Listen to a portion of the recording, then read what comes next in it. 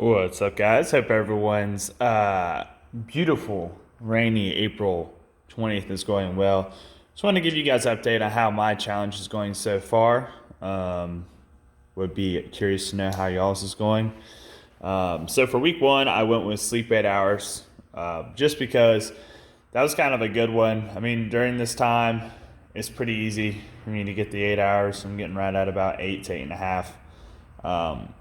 Each time. Kind of back in the old days, back in regular life, I was getting probably about 6.5 to 7. So right now, I'm just kind of taking the data from that, and then like when life gets back into routines here soon, I'll take some of the kind of the stuff I'm doing now, and be like, okay, how can I implement that into my regular lifestyle so I'm still getting that 8.5, because it's definitely helps as far as recovering from training. I've definitely noticed that. So I want that to keep going that way. So we'll look at how to kind of keep that implemented. Shake post workout. I can go through spells where I'm great about this, and I can go through spells where I'm not so great. I'm slowly losing weight right now, so I'm having to do extra protein. And so my protein's up at about 230, 240 just to match the calories, even though it's a little high. So I'm doing one, maybe two shakes a day. Make sure I stay on top of that. This was helpful. As soon as I finish my workout, I just down it with like 3 or 4 ounces of water. I know I've told a few people, like, I don't drink my shakes with the 16 ounces of water or whatever, just because that's a lot of water at one time. I like to just get the shake down and just have regular water by itself or something else. So I'll just do like a quick shake with the water anyway. Sorry for the shaky phone.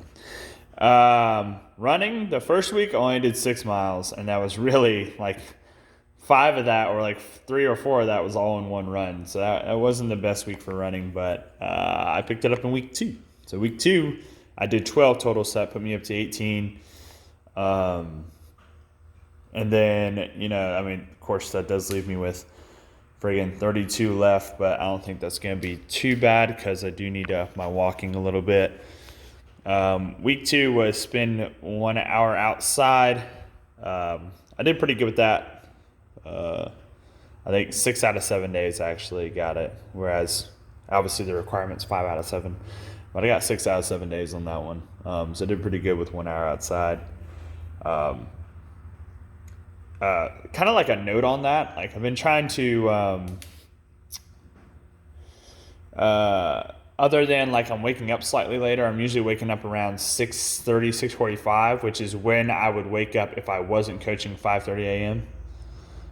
So I've been trying to keep and hold on to that, and so that my day like feels the same as usual, and that's helped. So like when we go back to like normal lifestyle, I can implement these things a little easier. If I was doing something weird like waking up at 9 or 10, and then I get back to regular lifestyle, I'm like, well, at this time, if I was waking up during quarantine, and at this time I'd be doing this, the whole day's out of whack. So I've been trying to keep a similar like kind of vibe with the time frame that I wake up and go to sleep. But anyway, sorry to go off track. Serving of fruit a day. I'm a big fruit eater. Okay. Call me big fruit. I love it. Okay, you name the fruit, I'll eat it. Raspberries, strawberries, blueberries, blackberries, kiwis, bananas, apples, whatever. I'm huge on fruit, even though I don't really like overly sugary things, so that's kind of interesting. But fruit is easy for me, so I went with the easy one this week. Got my serving of fruit 7 out of 7 days. And of course, got 12 miles. This week, I'm going to go with the journal. 2 things.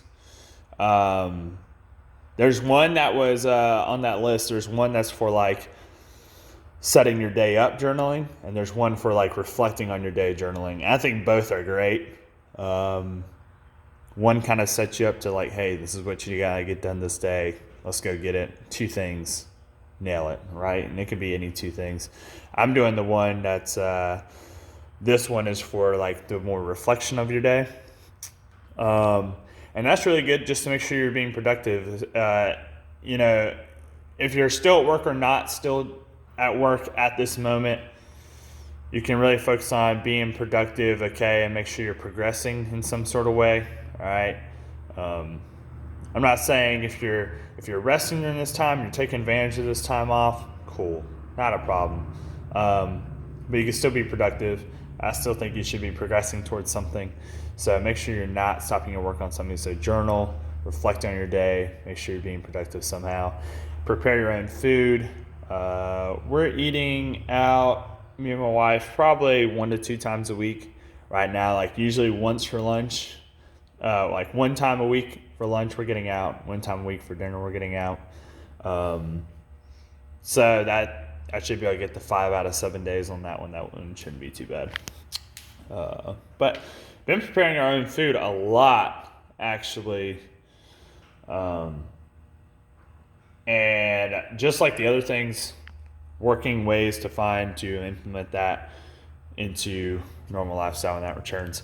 Week 4, just kind of jump ahead. I'm gonna be doing the list. That's the one where you're gonna list 2 things you want to accomplish that day and make every effort to do so. I think that's gonna be a good one. And leafy greens. Not a huge vegetable eater. I can eat spinach, but I usually like just throw it in with stuff. Just because when I cook spinach and kind of put it in with stuff and kind of mask it, I don't really taste it, but still get the benefit. So try and get those leafy greens in any way I can. When I don't, to be honest, it's just laziness. So that's going to be a good week to kind of make sure I'm doing on that. But I may cheat a little bit and try to do some leafy greens this week too, just so I can kind of pre-prepare for that.